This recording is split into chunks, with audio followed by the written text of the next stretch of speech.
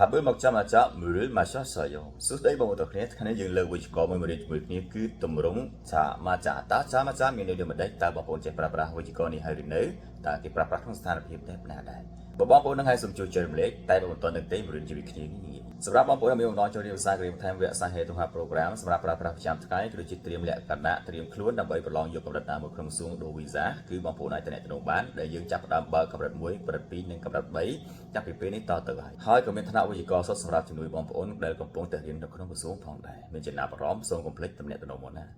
តើឥឡូវនេះគឺយើងមកស្វែងយល់ទម្រង់វិជ្ជាមួយឆាមាឆាក្នុងភាសាខ្មែរយើងបានន័យថាភ្លាមឬមួយកោទៅតែចុចកចុចភ្លាម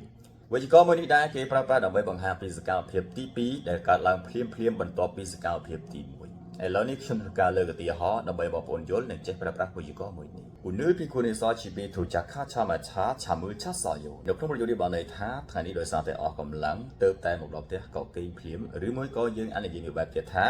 ថ្ងៃនេះដោយសារតែអស់កម្លាំងមកដល់ផ្ទះភ្លាមគេងភ្លាមហ្នឹងហើយបងប្អូនទាំងនេះគឺជាអត្ថន័យឆាមាចានិងរបៀបនៃការប្រើប្រាស់